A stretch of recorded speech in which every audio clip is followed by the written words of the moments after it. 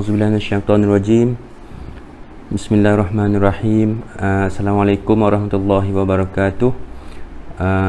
Alhamdulillah rabbil alamin, wassalatu wassalam wa ala asyrafil anbiya'i wal mursalin wa ala alihi washabbihi ajma'in. Qala rabbi shrah li sadri wa yassir li amri wahlul 'uqdatam min lisani yafqahu qawli. Subhanaka la ilma lana illa ma 'allamtana innaka antal alimul hakim. Sahabat-sahabat sekalian, rakan-rakan, terima kasih kerana bersama saya pada malam ni.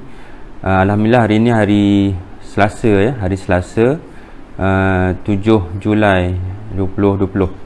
Jadi alhamdulillah, seperti mana yang saya janjikan sebelum ni, saya cuba untuk buat Facebook live saya bersama anda semua, sekali pada hujung minggu dan sekali pada malam bekerja ya. Jadi insyaAllah minggu ni saya buat pada hari Selasa malam lah. Esok saya on call, semalam pun saya on call. Jadi alhamdulillah hari ni saya agak free malam ni. Jadi apa topik yang saya pilih untuk malam ni yang saya nak kongsikan ialah topik yang agak penting juga ya. Topik agak penting sebab kadang-kadang kita terlepas pandang ya. Kita terlepas pandang, iaitu kepatahan pada warga emas ya. Kepatahan yang kerap berlaku kepada warga emas. Sebab apa saya kata penting topik ni? Sebab satu hari nanti kita semua pun akan jadi warga emas. Itu satu. Yang kedua, ibu bapa kita pun warga emas ya. Ibu bapa saya contohnya dah berusia 70 tahun. Ada ibu bapa anda yang berusia 60 tahun ataupun ada yang dah 80 tahun ya. Jadi untuk definisinya, warga emas ni berapa umur warga emas? Tu yang pertama sekali kita kena tahu ya. Waalaikumsalam warahmatullahi wabarakatuh ya. Ahmad Syafiq Amir, terima kasih kerana bersama saya ya.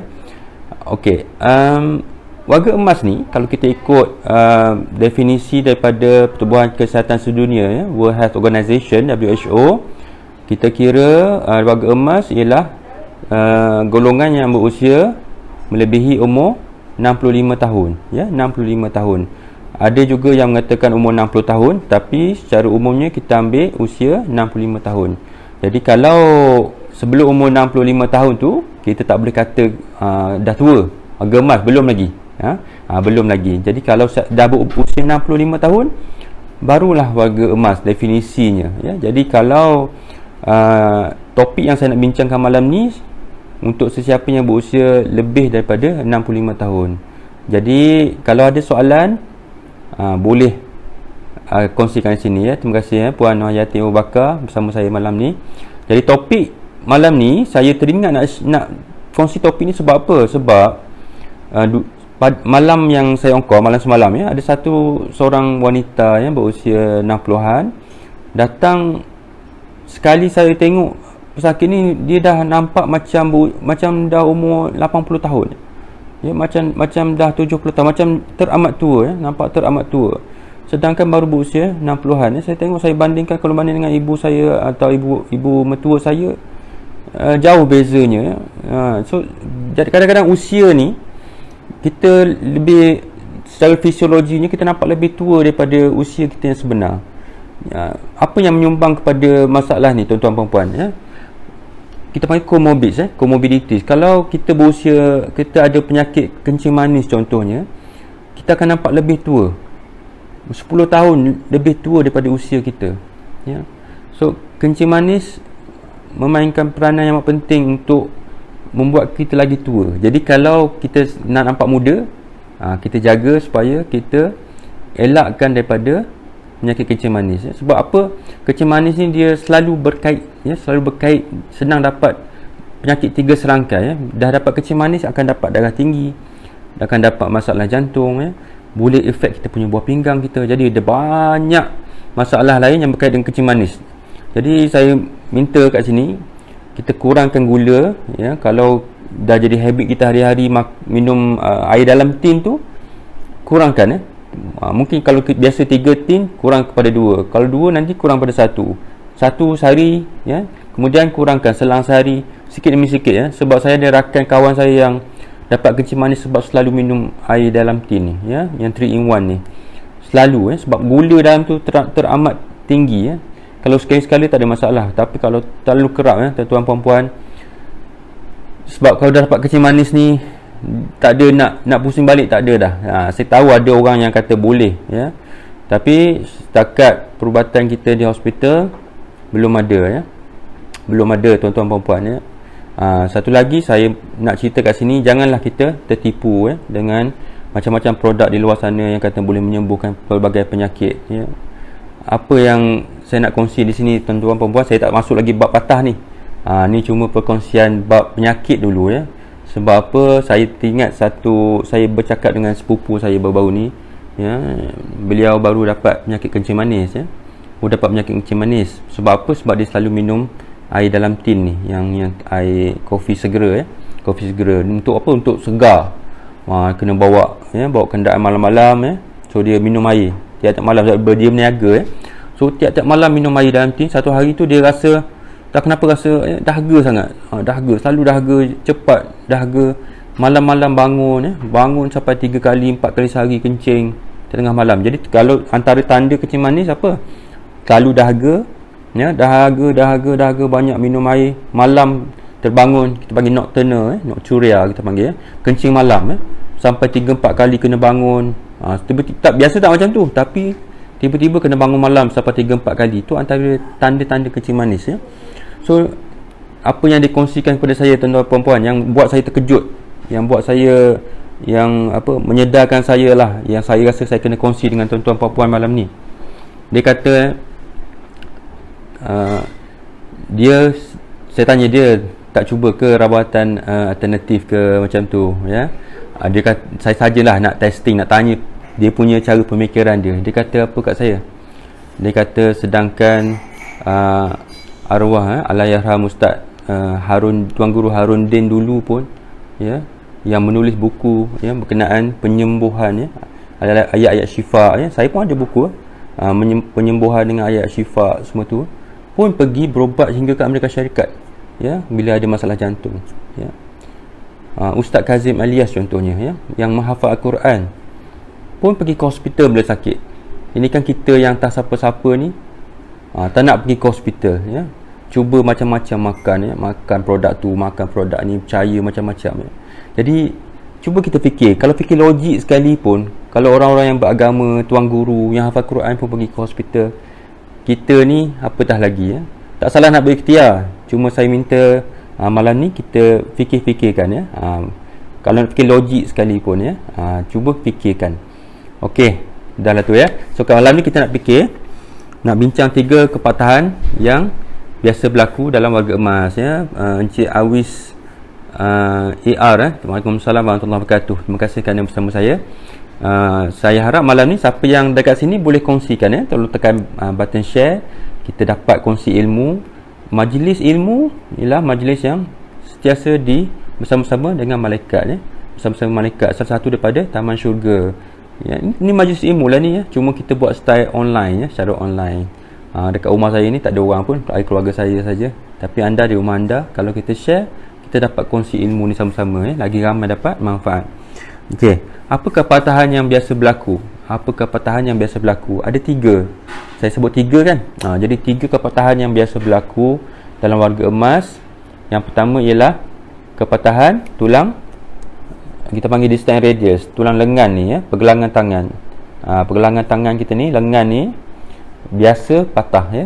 Tulang radius kat sini, kepatahan di hujung ni. Tu satu. Yang kedua ialah kepatahan tulang belakang. Tulang belakang kita panggil vertebral body, osteoporotic vertebral body fracture kita panggil. Jadi baru-baru ni ada seorang pesakit datang, dia dah bongkok ya, dah bongkok kemik, banyak tulang belakang kita ni banyak kalau tulang thoracic tu dekat bahagian dada kita ada 12. Tulang tengkuk kita ada 7. Tulang pinggang kita ada 5 ya.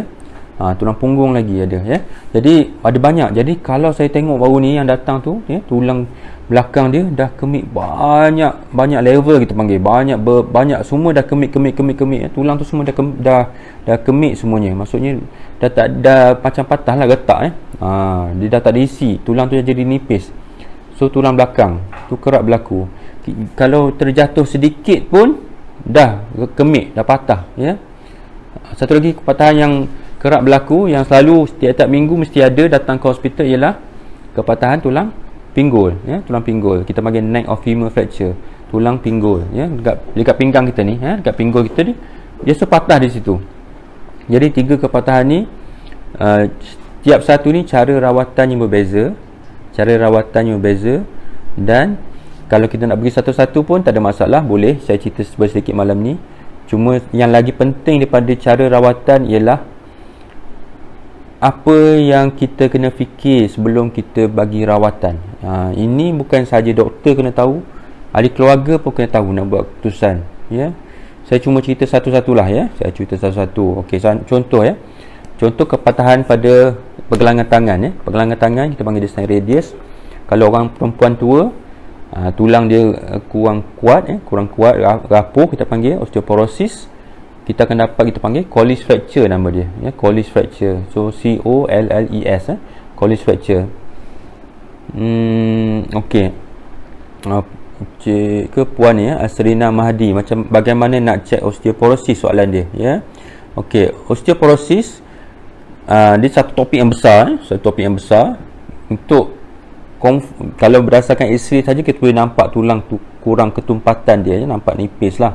Tapi kalau untuk diagnose osteoporosis, kita kena buat, kita panggil DEXA scan, nama dia, ya, bone marrow density scan. Boleh scan, so kena pergi ke hospital, dia boleh atur untuk scan, ya. Dan bila kita dapat scan tu, kita tengok berapa bacaan dia. Ada T-score, kita panggil, ada 2 T-score dengan Z-score. So ada 2 score ataupun Z-score, So kita ada graf, so kita tengok bacaan dia, kita tengok, dan kita boleh lukis ikut graf tu, ya. So ada yang kita panggil osteoporosis, dan ada kita panggil osteopenia, Osteopenia ialah satu peringkat di bawah osteoporosis, ya, tidak seteruk osteoporosis lagi. Okey, jadi kalau nak tahu sama ada anda ada osteoporosis atau tidak, perlu buat scan.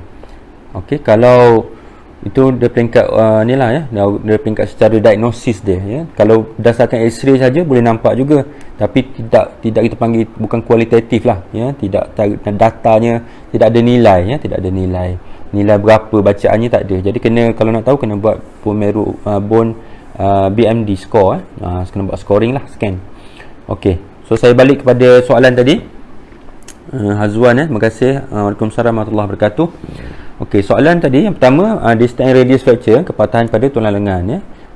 Kepatahan pada tulang lengan ni biasanya kita akan cuba tarik dulu. Kita akan pasang semin dulu, ya. Tarik, pasang semin dulu. Kalau lepas tarik dah pasang semin, kita tengok X-ray tu okey, ya, lepas pasang semin, so kebiasaannya kita tak buat pembedahan, ya. Tak perlu pembedahan pun. Jadi bukan semua benda perlu pembedahan. Namun kalau kita tarik tapi tak masuk elok, ya. So macam kita ni, macam kalau kita berubat kampung, sama juga, masuk tak masuk, kan. Patah masuk ke tak masuk, macam tu. Kalau kat hospital pun sama, kita cuba tarik, masukkan balik, Bezanya kita ada X-ray, kita boleh tengok balik, masuk ke tak masuk lepas tarik tu, pasang semin tu masuk ke tak masuk. Sebab tu kita ada yang kadang-kadang perubatan tradisional ni, lepas dia tarik, pasang apa semua, belat lah, buluh apa semua, datang hospital untuk buat X-ray. Ada juga macam tu. Tu canggih tu. Zaman sekarang ni macam tu pula, Okey, jadi so lepas kita tarik, kita X-ray, kalau katakan tak masuk elok, kita akan tawarkan buat pembedahan. Apa tujuan pembedahan ni? Pembedahan ni kita nak buat sebab apa? Sebab kita nak pastikan pergelangan tangan ni boleh bengkok balik, ya, bengkok dan ke depan dan ke belakang macam ni. Kalau tak letak elok, masalah nanti tangan tu dia tak boleh nak bengkok dah, dia jadi keras je. Tak apalah doktor, biarlah, tak apalah. Okey, jadi kalau katakan pesakit, ibu bapa anda kata, atau anda sendiri kata tak apalah tangan bengkok, tak apalah, tak apalah, dan kita betul boleh terima, tak ada masalah. Tak payah buat operation pun tak apa. Cuma nanti kena tangan ke bengkok sikit lah. Patah akan tetap cantum, ya, tak ada masalah. Cuma dia akan cantum dan keadaan sengit sikit, tak ada masalah. Kalau anda boleh terima, dan kita boleh terima lah, tak ada masalah. Okey, kalau kepatahan tulang belakang pula, contohnya, ya, kalau kita ada kepatahan pada tulang belakang, ada kes-kes tertentu, dan kebanyakan kes kita cuma pakai, kita panggil lumbar corset, ataupun jewel brace untuk bagi sokongan pada tulang, supaya dia tegak, tak bongkok, ya. Kita akan bagi ubat, untuk mengurangkan kesakitan. Bila sakit dah kurang, boleh pakai brace tu ya, ataupun corset, dan boleh pulang ke rumah. Tapi ada juga kes-kes tertentu di mana kita akan bagi, kalau di hospital, setengah hospital yang ada pakar tulang belakang, dia boleh bagi injection untuk naikkan balik tulang kemik tu ya, naikkan balik tulang kemik tu. Okey, so kita panggil vertebroplasty ataupun kyphoplasty. Dia masukkan semen ke dalam tulang untuk naikkan balik tulang yang dah kemik tu. Ada juga ya, so masukkan balloon pun ada untuk naikkan balik. So ada beberapa pilihan yang kita boleh bagi kepada anda. Terima kasih Cik Ahmad Faizal ya. Okey, tu bagi masalah osteoporosis tulang belakang ni. Secara simple lah saya cerita ya, ada banyak option lain.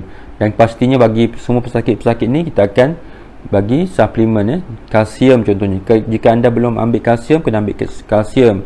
Ada juga obat suplemen lain, contohnya kita panggil Rocatriol ya, untuk menambah kadar penyerapan kalsium dalam kita punya usus dan juga perut ya. Jadi untuk penyerapan kalsium tu kita ada bagi suplemen juga.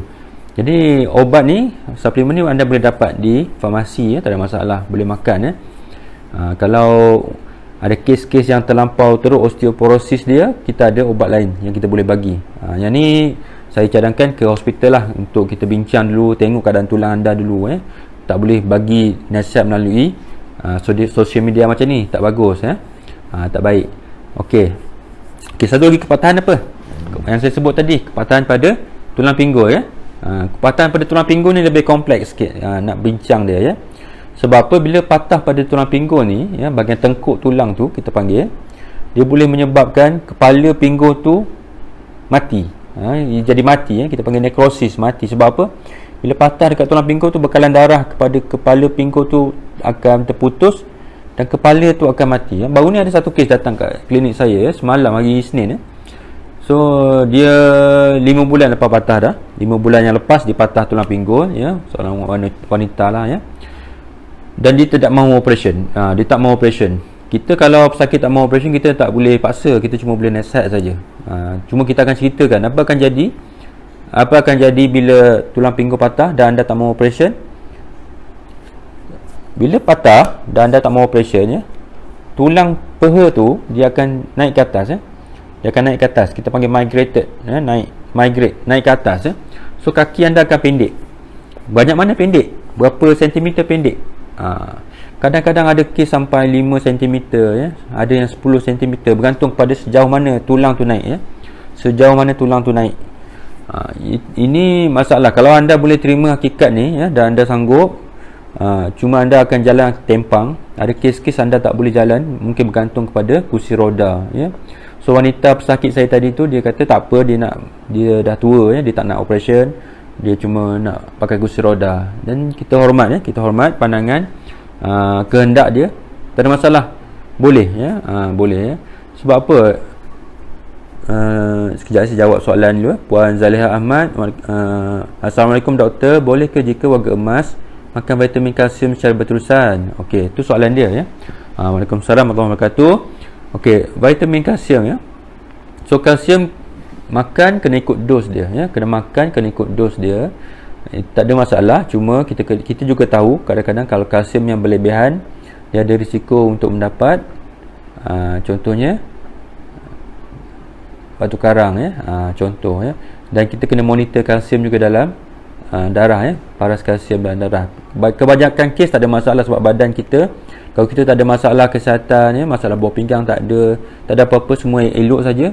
So badan kita akan excrete, dia akan buang sendiri kalau ada kalsium yang berlebihan ya. Dan dalam kes ni juga saya nak galakkan, kalau lebih baik kalau kita boleh ambil kalsium yang dalam bentuk yang lebih natural lah ya, minum susu ya, makan buah-buahan ya, yang banyak bekalan kalsium dia ya, ataupun ya so kita, itu contoh dia ya. Tapi kalau katakan pemakanan kita tak seimbang ya, diet kita tak bagus, dan kita kena ambil ya, makanlah ya, kena makan. Tapi kalau orang muda contohnya, tak perlu ya, orang muda yang kita makan diet yang seimbang, Sebenarnya tak perlu pun kalsium supplement semua ni ya. Kita tak perlu ya. Boleh makan makanan buah-buahan semua, makan sayur pun dah cukup ya. Dah cukup, tak perlu tak perlu. Okey. Apa soalan Puan Bibi Sabaria? Kalau nak jaga tulang boleh ke amalkan kalsium? Boleh, tak ada masalah. Ya. Macam saya cakap tadi lah kalau kita sihat tak ada masalah.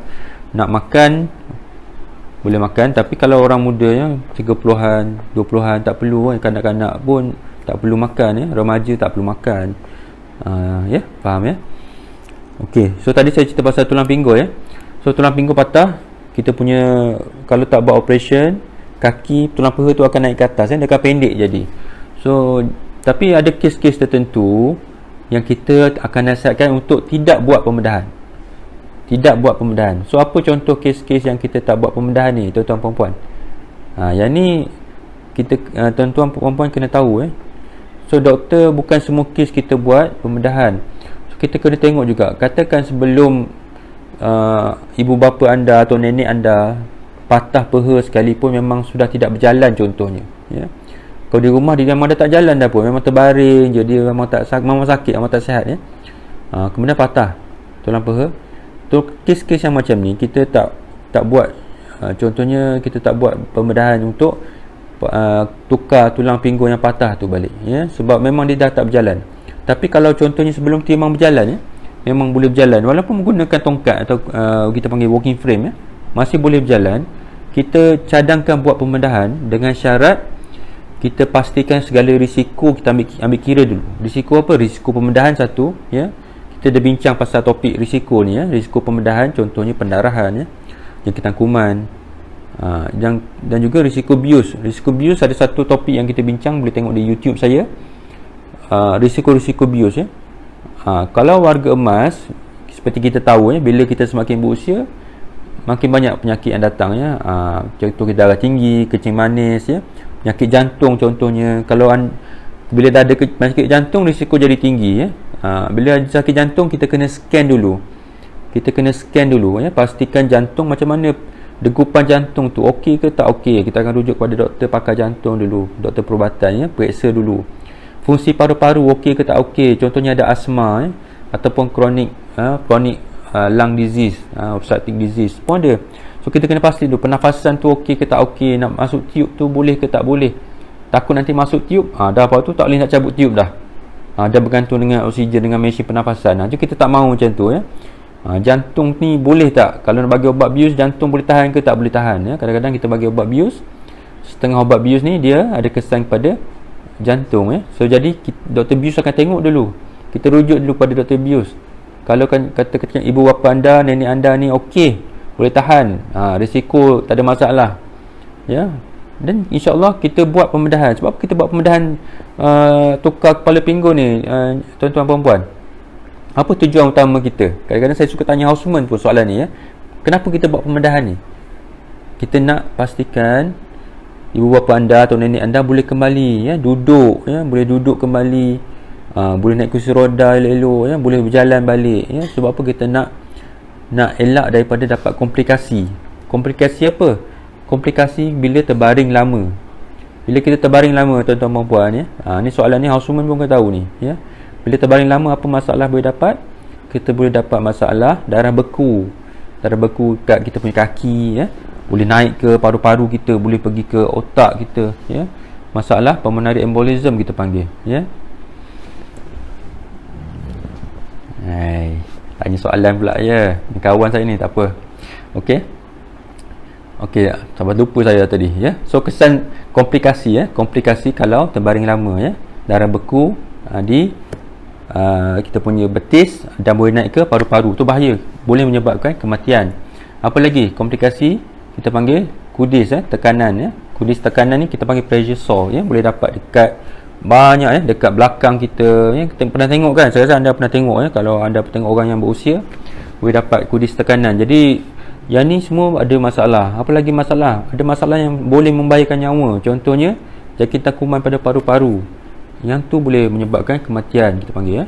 Pneumonia kita panggil. Jadi ni semua kena elak. Kalau lama terbaring, sendi pun jadi keras ya. Semua sendi ni ketat ya. Lama tak gerak. Ada yang jadi sampai terbongkok pun ada ya, kaki bengkok, tak boleh nak lurus. Semua benda ni kita kena elak. Apa lagi tuan-tuan puan-puan? Boleh dapat sembelit ya, constipation. Boleh dapat jangkitan kuman pada pundi kencing pun boleh, urinary tract infection. Jadi banyak komplikasi kalau tak bergerak, kalau terbaring terlampau lama. Jadi ini antara sebab-sebab kita cadangkan pembedahan. Kalau boleh buat pembedahan, kita akan cadangkan pembedahan. Kalau risiko terlampau tinggi, kita akan kata okey, tak boleh buat pembedahan ya, sebab risiko terlampau tinggi. Bila risiko lebih tinggi berbanding kebaikan dia, benefit, kita akan cadangkan tak payah buat pembedahan. Jadi benda ni kadang-kadang perbincangan tak sampai ke tahap ni kalau di hospital ya. Kadang-kadang kalau anda tak tanya lebih lanjut, doktor pun tak cerita lebih lanjut, mungkin anda pun tak tahu ya, sebab apa buat dan sebab apa tak buat. Okey ya, Puan Mugi Eng tanya ya, ibu saya semakin bongkok ya, bagi denosumab setiap 6 bulan ya. Apa cara untuk mencegah menjadi lebih bongkok ya? Untuk mencegah daripada bongkok kita ni, sebab apa kita jadi bongkok? Kita jadi bongkok apabila tulang belakang kita, vertebra tu, kita jadi lebih kemik ya, banyak level, banyak, macam saya cakap tadi, osteoporotic fracture ya, kepatahan yang disebabkan oleh tulang rapuh. Jadi kalau untuk halang daripada jadi lagi bongkok, maksudnya kena terus ya, makan dengan ubat yang diberi ya, ubat untuk tambah kekuatan tulang ya, untuk halang, kita panggil osteoporosis, lebih cepat berlaku. Dan kita kena jaga posture tu, kalau boleh lah kepakai ya, kalau ada dia punya jewel brace ataupun corset badan ya, dan elakkan daripada banyak bongkok lah ya.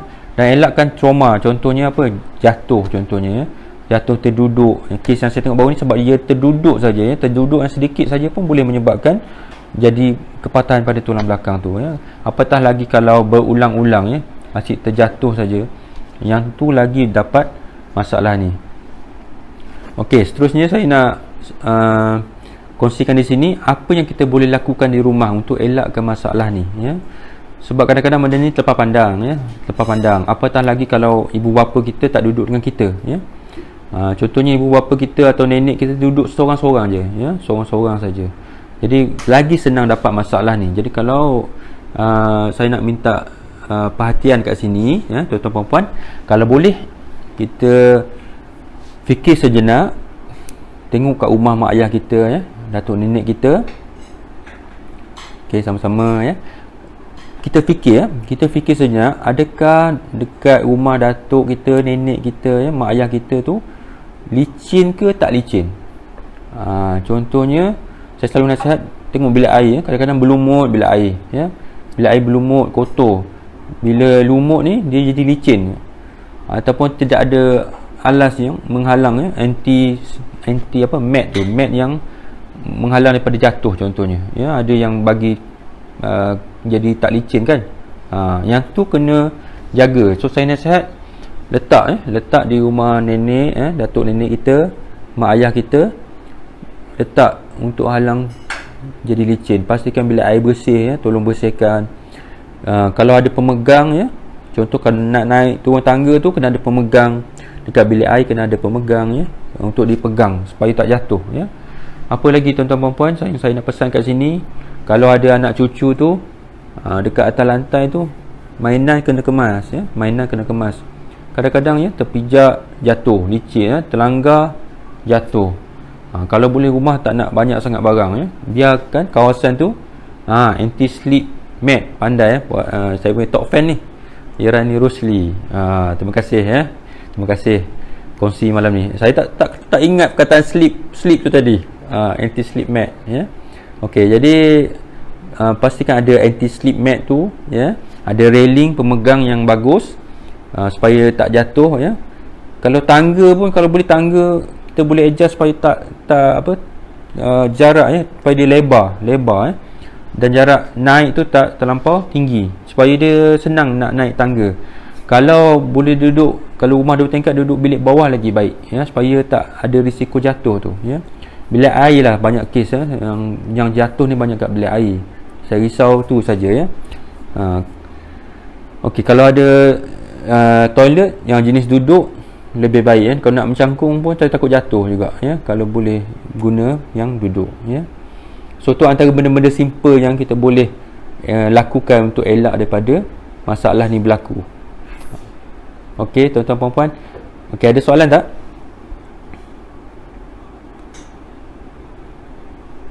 Okey, satu lagi saya nak boleh berpesan kat sini, bila kita semakin berusia, contohnya kita sendiri pun, kita sendiri pun, kalau kita berusia sekarang, dulu dinasihatkan 40 tahun ke atas dah buat pemeriksaan berkala, 40 tahun ke atas. Tapi zaman sekarang ni saya rasa umur 35 atau 30 pun dah elok check tekanan darah kita. Baru ni pun ada yang meninggal, muda pun sekarang ni, muda-muda dah dapat masalah serangan jantung. So jadi terutama cara hidup kita, kita ada yang isap ukur, badan pun tak gemuk, tak fit, banyak masalah pemakanan kita lagi, jadi senang dapat masalah jantung, serangan jantung, stroke pada usia yang muda. Jadi saya harap darah tinggi pun senang dapat sekarang ni, muda-muda dah dapat darah tinggi, kecil manis pun, even budak-budak pun ramai dapat kecil manis. So tolong buat pemeriksaan lebih awal, umur 30 dah buat, cek darah tiap-tiap tahun, pastikan tekanan darah okey, untuk elakkan masalah jangkit kronik. Sebab apa tuan-tuan puan-puan, kalau contohnya mak ayah kita pun, pastikan kita bawa mereka, kalau mereka tak boleh pergi, tak ada kenderaan, bawa mereka cek, pastikan mereka periksa, buat pemeriksaan, darah tinggi, kecil manis. Sebab apa, kalau dah terlambat, masalah kesihatan datang, patah contohnya, tengok-tengok masalah kesihatan pun tak terkawal, jadi rawatan susah nak bagi. Jadi kalau mereka sihat, sihat, dan nanti kata kalau ada penyakit sekalipun, makan ubat, maksudnya tekanan darah terkawal, kecil manis elok, terkawal, jantung pun bagus. So insya-Allah boleh kita bagi rawatan yang terbaik untuk mereka. Sebab kita sentiasa imbangkan antara risiko dengan benefit, benefit versus risk untuk buat surgery. Jadi kalau perlu buat surgery lah, tak semua benda kita buat surgery, tapi kalau kita perlu buat surgery, kita sentiasa timbangkan benda ni, so saya harap semua yang menonton ni faham, harap boleh kongsikan, Okey, saya nak kongsikan seorang tanya kat sini, Puan Encik, Daniel Bai, baru patah neck of femur pada bulan 4, umur saya 32. Okey, percentage untuk saya kena AVN THR. Okey, neck of femur, patah tulang pinggul yang saya cerita tadi. So ni saya cerita pasal kepatahan pada orang tua, Tapi kalau pada orang muda, dia lain sikit.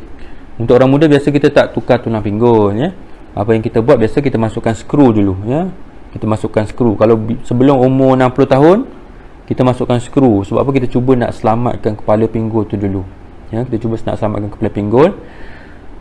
Kalau soalan dia sama ada kena AVN maksudnya avascular necrosis, maksudnya kematian kepala pinggul disebabkan bekalan darah tak sampai. Tu sebab dia, bila patah je, bekalan darah putus, kepala tu boleh mati. Bila kepala pinggul ni mati, kita kena tukar dia, kena buat pemendahan. Tu contoh, tu sebab dia, sebab tu isu ni timbul, So kalau tanya saya boleh kena AVN atau tidak, dia bergantung kepada, satu, bergantung dia ada classification dia, kita panggil berapa kepatahan ni, berapa teruk patah dia tu, Ada patah, kita panggil, dia ada garden, kita panggil garden classification. Ada yang patah sikit, ada yang bengkok macam ni, ada yang memang beralih betul, So kalau tahap grade 3 atau 4, memang risiko untuk kepatahan tu, untuk mendapat AVN memang lebih tinggi lah, lebih tinggi. So bila kepala pinggul tu patah dan dapat AVN ni, memang kita akan cadangkan total hip replacement lah, tukar kepala pinggul, ataupun bipolar ke arthroplasty kita panggil, tukar kepala pinggul. Tapi tak semestinya, bergantung kepada keadaan kepala tu, pinggul tu sendiri, dan usia anda. Kita akan tengok, kena bincang dengan doktor yang merawat tu, biasa kita tengok, dan jenis pembedahan tu juga, apa yang kita pakai tu bergantung kepada usia anda juga. Ada banyak jenis, yang kita boleh pakai. Kalau jenis yang biasa tu, masalahnya dia tempoh hayat dia antara 15 ke 20 tahun, paling lama 25 tahun, So kalau anda baru umur 32, tak boleh nak tukar kepala pinggul lagi, sebab kita jangkaan hayat kita mungkin 65, 75 tahun macam tu, So biasanya kita tak tukar kepala pinggul secepat tu, kita tak buat tu dulu, Kita akan cuba buy time dulu, Jadi untuk anda, saya yakin anda dirawat dengan menggunakan skru, So nanti kita akan follow up, tengok, sama ada kepala pinggul tu akan mati atau tidak, dapat AVN atau tidak ya. InsyaAllah kita doa lah banyak ya. Kita doa banyak ya. Allah yang menyembuhkan, kita minta InsyaAllah tak dapat AVN tu ya. Itu kita doa lah. Kita minta encik doa lah ya. Doa, berharap ya. Minta kepada Tuhan. InsyaAllah kalau kepala tu selamat, InsyaAllah tak perlulah buat THR tu. So tapi kita akan tengok nanti ya, follow up. Untuk dapat AVN ni sendiri kadang-kadang apa follow up sampai setahun namanya ya. Dia kadang tak cepat. Nak tengok kesan pada pinggul tu ya, kadang-kadang ambil masa. Berapa lama tu bergantung, ada orang cepat, ada orang lambat. Ada masa kita follow up sampai setahun nak tengok ya, sama ada kepala tu mati atau tidak. Jadi saya minta encik teruskan ya, teruskan temu janji, datang ke hospital ya, jangan terputus pula temu janji tu ya. Okey, ada soalan lain? Okey, tunang saya baru patah, ni Tengku Faiz tanya ya. Tunang saya baru patah tulang peha. Untuk tulang yang patah tu ada efek apa-apa tak doktor? Okey, jadi kalau tulang yang patah ya, tulang yang patah, terima kasih bertanya ya Tengku Faiz, soalan yang bagus ya. Soalan ni ni orang muda ya, baru bertunang yes. Kalau tulang peha patah, dia isu dia tulang peha tidak memang perlukan pembedahan ya. Kita tak ada tulang peha patah pasang semen, tak ada. Sama ada masuk besi dalam, kita panggil nail, atau besi bahagian atas tulang, kita panggil plate. Ada dua jenis ya. So jadi kalau patah tu elok ya, kita buat pembedahan, letak elok-elok, insya-Allah dia akan baik. Tak ada masalah ya. Apa kesan, efek apa masuk ni, kesan sampingan ke apa? Kadang-kadang kesan bekas patah tu sendiri, walaupun kepatahan dah bercantum, ada kes-kes di mana tetap ada rasa sengal ya, rasa sengal tak selesa. Ada kes yang tertentu lah tak semua yang rasa sengal. Sebab apa? Sebab bekas patah tu, kita punya tulang tu ada saraf ya. Bila saraf tulang tu pecah, kadang-kadang rasa sengal ya, ada rasa sengal. So tak semua kes lah sengal ni, ataupun bukan disebabkan oleh besi tu ya, tuan-tuan puan-puan. Percaya cakap saya, kalau buang besi tu sendiri pun ada kes kata sengal, okey nak buang besi, tak apalah kita buang, tak ada masalah. So sengal tu tetap ada kat situ. Sebab apa? Dia rasa tak selesa. Kalau orang Cina dia sebut asam, orang Chinese sebut asam, tak selesa selenguh macam tu So disebabkan kesan kepatahan tu sendiri. Jadi Cik Tengku Faiz, jaga luka elok ya. Luka tu kena cuci hari-hari, ikut arahan doktor, tengok temu janji ya, tengok temu janji. Berapa lama doktor cakap bila boleh start pijak ya. Biasa tulang baru dah tumbuh, baru doktor bagi pijak. Jangan cepat sangat pijak. Kalau terlampau cepat pijak, tulang boleh tumbuh, boleh patah balik ya. Jadi kena dengar arahan doktor ya, dengar arahan doktor. Okey, makan JK7 ni saya tak boleh komen kalau bab produk ni saya tak nak komen kat sini. Sebab saya pun sendiri tak tahu produk tu apa sebenarnya ya. Produk tu apa sebenarnya. Okey, ada soalan lain? Dah hampir sejam 45 minit. Okey,